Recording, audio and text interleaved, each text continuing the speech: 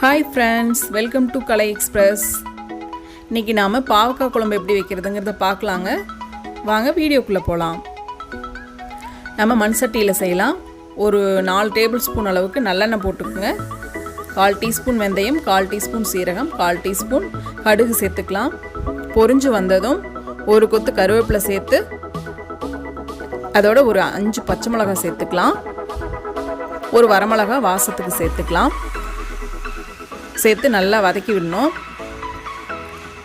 செவந்ததும் இப்போது ஒரு 20 சின்ன வெங்காயம், 20 பல் பூண்டு எதையும் சேர்த்து ஒரு கண்ணாடி பதத்துக்கு வதக்கிக்கலாம்.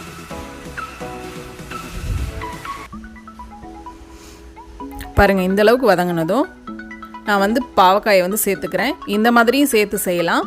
தனியாக பாவக்காயை எண்ணெய் விட்டு வதக்கி எடுத்து வச்சு அப்படி செஞ்சாலும் கசப்பு இருக்காது. நான் இந்த மாதிரி செஞ்சேன். இதுலேயே கசப்பே இல்லைங்க.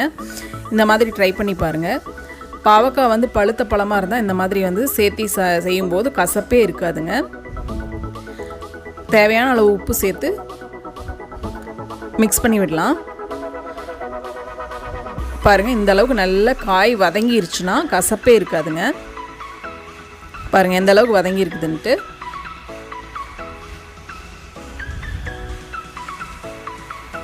நம்ம தனியாக காய் வதக்கணுங்கிறதே இல்லைங்க, இப்படியே வதக்கிக்கலாம். இப்போது 3 தக்காளியை நான் அரைச்சி எடுத்து வச்சுருக்கேன். அதை சேர்த்துக்கலாம்.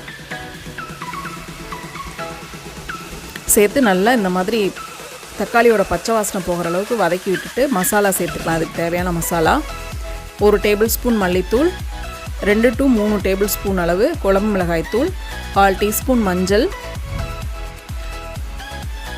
1 டீஸ்பூன் காரத்துக்கு வரமிளகாய் தூள் சேர்த்து மசாலா பச்சை வாசனை போக வதக்கி விட்டுக்கலாங்க. நமக்கு குழம்பு எவ்வளோ தேவையோ அந்த அளவுக்கு நம்ம குழம்பு மிளகாய் தூள் சேர்த்துக்கலாம். அது நம்மளோட அளவு தான்.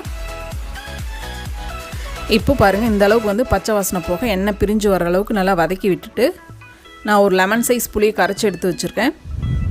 அதை சேர்த்துக்கலாம். இப்போ தேவையான அளவு உப்பு சேர்த்துக்கலாங்க. சேர்த்து நல்லா மிக்ஸ் பண்ணி விட்டுட்டு புளி தண்ணியோடு நல்லா இது மிக்ஸ் ஆகிற மாதிரி மிக்ஸ் பண்ணி விட்டுட்டு பெருங்காயம் சேர்த்து மூடி வச்சிடலாங்க. ஒரு 10 நிமிஷம் மீடியம் ஃப்ளேமில் வச்சு இந்த மாதிரி குக் பண்ணோம் அப்படின்னா இந்த மாதிரி ஸ்ட்ரக்சரில் குழம்பு வரும். பாருங்கள், அடி பிடிக்காது. மீடியம் ஃப்ளேமில் தான் வைக்கணும், இல்லைன்னா அடி பிடிச்சிக்கும். இடையில ஒரு டைம் எடுத்து கலரி விட்டு மூடி வைங்க. ஒரு 1/2 டீஸ்பூன் அளவுக்கு வெல்லம் சேர்த்துக்கலாங்க. எப்போவுமே புளி ஊற்றி எந்த குழம்பு வச்சாலும் அதில் கொஞ்சம் வெல்லம் சேர்த்தும் போது அந்த குழம்போட டேஸ்ட்டே சூப்பராக இருக்குங்க. ட்ரை பண்ணி பாருங்கள்.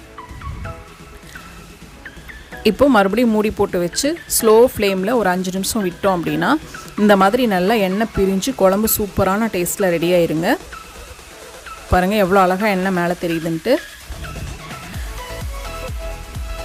பாவக்காய் இந்த மாதிரி மெத்தட்லேயும் செய்யலாம். பாவக்காயை வெயிலில் காய வச்சும் வத்தலாக சேர்த்து ரெடி பண்ணலாங்க. இந்த மாதிரி குழம்பு ரெடி பண்ணலாம், அப்போவும் கசக்காது. ஓகே ஃப்ரெண்ட்ஸ், சப்ஸ்கிரைப் பண்ணுங்கள். தேங்க்யூ.